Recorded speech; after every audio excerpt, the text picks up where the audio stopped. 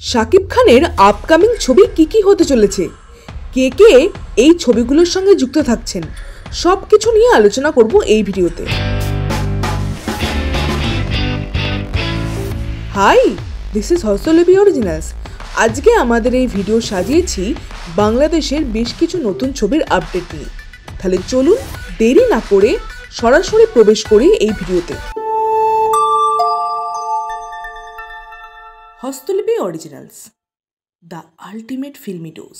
শাকিব খানের 2026-এর রোজার ঈদে যে ছবিটা আসতে চলেছে সেই ছবির নাম প্রিন্স ওয়ান্স আপন আ টাইম ঢাকা। ছবিটাতে গ্যাংস্টার রূপে দেখা যাবে তাকে। সত্যই এই ছবির পক্ষ থেকে একটা পোস্টার এসছে, যেখানে ব্যাক শটে তাকে দেখা যাচ্ছে। পোস্টারটা ভীষণই ভালো লাগছে। ছবিতে একটা ম্যাপ দেখা যাচ্ছে বাংলাদেশের, সেখানে বাংলাদেশের বিভিন্ন অঞ্চলের নাম লেখা আছে। এই গ্যাংস্টার সম্ভবত সেই সকল অঞ্চলে রাজত্ব করতেন, এমনটাই দেখে মনে হচ্ছে। 80-র দশক থেকে 90 দশকে বাংলাদেশের অবস্থা এই ছবিতে তুলে ধরা হবে। আবু হায়াত মাহমুদ এই ছবির পরিচালনা সামলাচ্ছেন এবং ক্রিয়েটিভ ল্যান্ড এই ছবির প্রযোজনা সামলাচ্ছেন। এই প্রযোজনা সংস্থার প্রথম কাজ হতে চলেছে এই ছবি। মেগাস্টার শাকিব খান এই ছবির জন্য 3 কোটি টাকা নিচ্ছেন। সম্ভবত এইটাই দুই বাংলা মিলিয়ে প্রথম কোনো সুপারস্টার এত টাকা নিচ্ছে। এখন এই ছবির পক্ষ থেকে বেশ কিছু গুজব শোনা যাচ্ছে।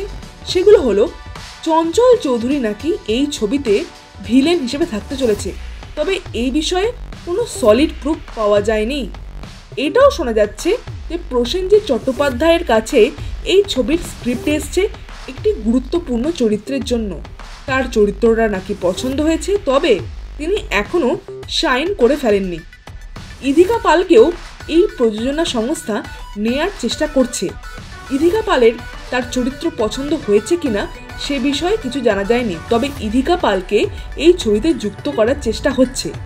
তাহলে প্রিয়তমা বরবাদের পর শাকিব আর ইধিকার তৃতীয় ছবি হতে পারে এই ছবিটা, এমনটাই জানা যাচ্ছে আপডেট সূত্রে।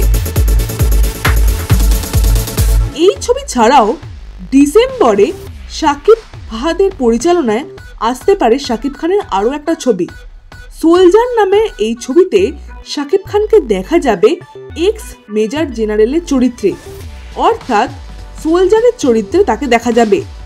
এই ছবিতে সম্ভবত শাকিব খানের বিপরীতে নায়িকা হয়ে থাকবেন নাটকের অন্যতম মুখ তানজিন তিশা। এটাই এখন রিউমার ছড়িয়েছে, তবে এ বিষয়ে এখনো কিছু কংক্রিট প্রমাণ পাওয়া যায়নি।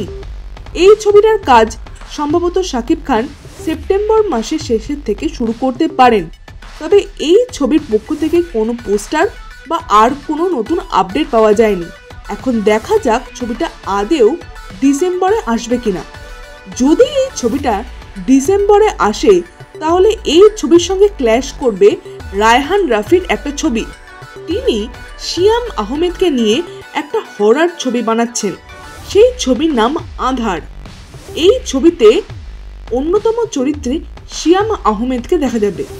এই ছবিটা যদি ডিসেম্বরে আসে তাহলে শিয়াম ভার্সেস শাকিবকে দেখা যাবে মুখোমুখি। তো এই ছিল বাংলাদেশের বেশ কিছু বড় বড় আপডেট। আপনাদের শাকিব খানের কোন ছবিটা নিয়ে বেশি এক্সাইটমেন্ট আছে অবশ্যই কমেন্টে লিখে জানাবেন। আর আমাদের এই ভিডিওটা লাইক করতে মিস করবেন না, কারণ এই ধরনের ভিডিও আমাদের চ্যানেলে আসে থাকে। অবশ্যই লাইক করুন আমাদের চ্যানেলটাকে। পরবর্তী ভিডিও দেখার জন্য আমাদের চ্যানেলটা ফলো করে রাখুন।